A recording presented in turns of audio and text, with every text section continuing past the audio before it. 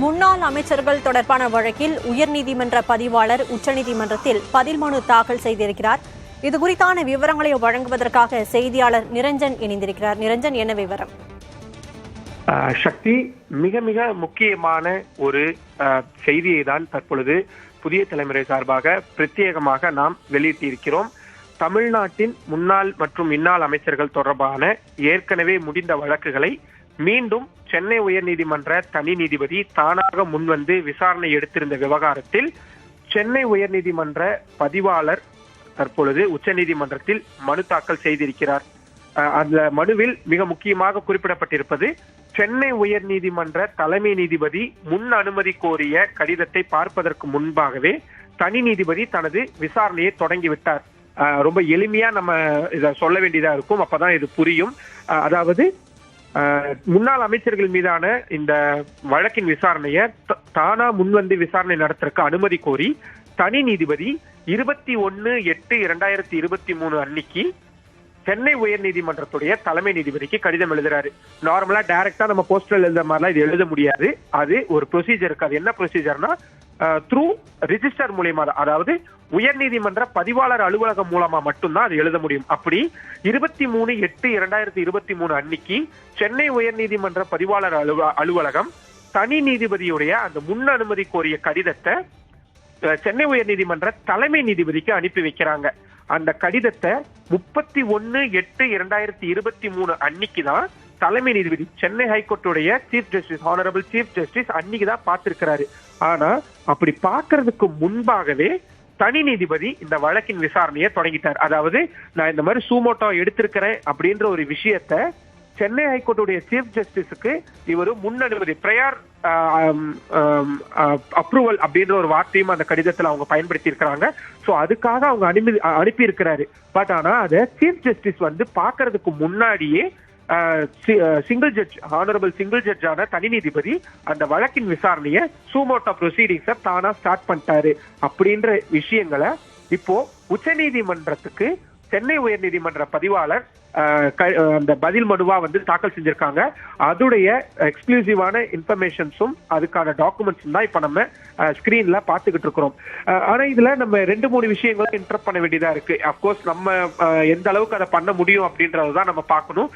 முக்கியமா இதுல Chennai ஹைகோர்ட்டுடைய single judge வந்து அப்படி பண்ணது சரியா தப்பா அப்படின்ற விஷயங்கள் எதுக்குள்ளயும் இந்த கடிதத்துக்குள்ள பதிவாளர் போய்க்கவே இல்லை, அது எதையும் மென்ஷன் பண்ணவே இல்லை.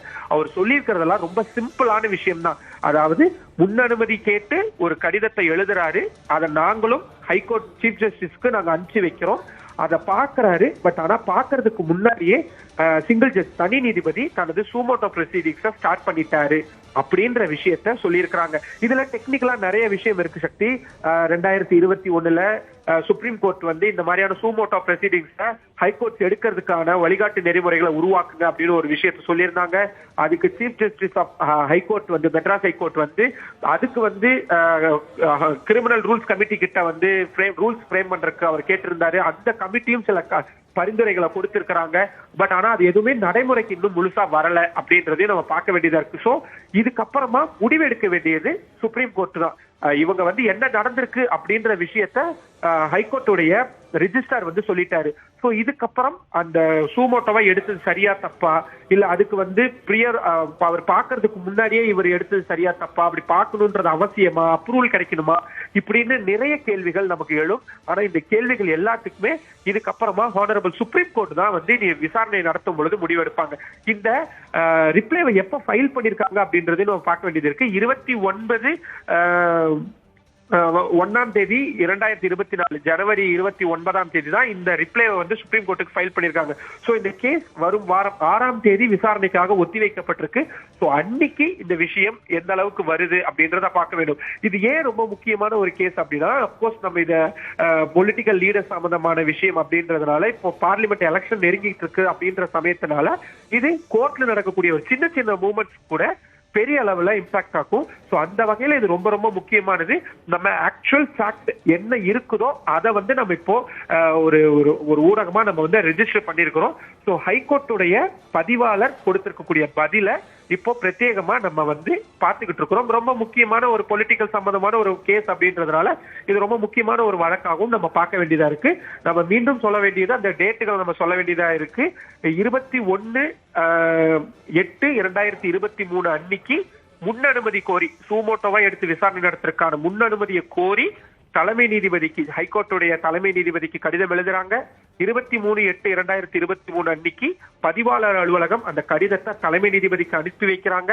31/8/2023 அன்னைக்குதான் சென்னை ஹைகோர்ட்டுடைய சீஃப் ஜஸ்டிஸ் அந்த கடிதத்தை முன் அனுமதி கேட்ட கடிதத்தை பார்த்திருக்கிறாங்க. பட் ஆனா அப்படி பார்க்கறதுக்கு முன்னாடியே தனி நீதிபதி தனது சூமோட்டோ விசாரணையை தொடங்கி இருக்கிறாரு. இது எல்லாமே ஹைகோர்ட் தனது பதில் மனுவுல கொடுத்திருக்கக்கூடிய விஷயம். இது ரூல்ஸ்ல இருக்கா இல்லையா அப்படின்றதெல்லாம் சுப்ரீம் கோர்ட் தான் முடிவு பண்ணும். நம்ம ஃபேக்ட்ஸ் என்னவோ அதை மட்டும் கொடுத்திருக்கிறோம் சக்தி. நிரஞ்சன், அனுமதி கோரிதான் தலைமை நீதிபதிக்கு முன் அனுமதி கடிதத்தை அனுப்பியிருக்காங்க. ஆனா தலைமை நீதிபதி அதை பார்ப்பதற்கு முன்பாகவே விசாரணையை தொடங்கியிருப்பது சட்டப்படி நடைமுறையில இருக்கா? இந்த விஷயத்தை பொறுத்த வரைக்கும் நம்ம நிறைய சட்ட வல்லுநர்கள்ட்ட நம்ம கிராஸ் செக் பண்ணோம். கிட்டத்தட்ட 1-1.5 மணி நேரத்துக்கு மேல அந்த வேலை. ஏன்னா ரொம்ப ரொம்ப மேஜரான ஒரு விஷயம், ஒரு கோர்ட் சம்பந்தமான விஷயம் அப்படின்றதுனால நம்ம பார்க்க வேண்டியதா இருக்கு. நம்ம கேட்டப்போ அவங்க முக்கியமான அந்த லீகல் எக்ஸ்பர்ட்ஸ் எல்லாம் என்ன சொல்றாங்கன்னா, இது வந்து ஒவ்வொரு கோர்ட்டுக்கும் வித்தியாசப்படக்கூடிய ப்ரொசீடிங்ஸ். ஸோ இப்போ இந்த ஹைகோர்ட்ல வந்து அமெண்ட்மெண்ட் ஆக்ட் ஏதாவது கொண்டு வந்திருக்கிறாங்களா அப்படின்றது எல்லாத்தையும் பார்க்க வேண்டியது இருக்கு. ஸோ அதை பார்க்க வேண்டியது ஹைகோர்ட், சுப்ரீம் கோர்ட்டுடைய வேலைதான். ஸோ இனி வாதங்கள் முன்வைக்கும் பொழுது அமைச்சர்கள், முன்னாள் அமைச்சர்கள், இன்னாள் அமைச்சர்கள் சார்பா எதிராக மனு தாக்கல் செஞ்சிருக்கக்கூடியவங்கள வாதம் என்னன்னா, தனி நீதிபதி இப்படி எடுத்திருக்கவே கூடாது, ஏன்னா அவருக்கான பிரேயர் அப்ரூவல் அப்படின்றது சீஃப் ஜஸ்டிஸ் கிட்ட இருந்து கிடைக்கல அப்படின்றதுதான் வந்து அவங்க சொல்லியிருந்தாங்க. அது ஒரு முக்கியமான வாதமாகவும் அவங்க முன் வச்சிருந்தாங்க. இப்போ கடிதத்தை பார்த்துட்டாரு, ஆனா பார்த்ததுக்கு அப்புறம் தன்னோட அனுமதி இல்லாமையே தொடருது அப்படின்னு நினைச்சிருந்தாங்கன்னா அவர் நிறுத்திருக்கலாம். பட் நிறுத்தல. அதையும் நம்ம இன்டர் பண்ணி பார்க்க வேண்டியதா இருக்கு. ஸோ இதுக்கப்புறம் சுப்ரீம் கோர்ட் தான் இதுல முடிவெடுப்பாங்க சக்தி. முன்னாள் அமைச்சர்கள் மீதான விசாரணையை தாமாக முன்வந்து நடத்த தனி நீதிபதி தலைமை நீதிபதிக்கு ஒரு அனுமதி கடிதத்தை அனுப்பியிருந்தார். அதனை தலைமை நீதிபதி பார்ப்பதற்கு முன்பாகவே தனி நீதிபதி அதன் விசாரணையை தொடங்கியிருப்பதாக கூறப்படுகிறது. விவரங்களுக்கு நன்றி நிரஞ்சன்.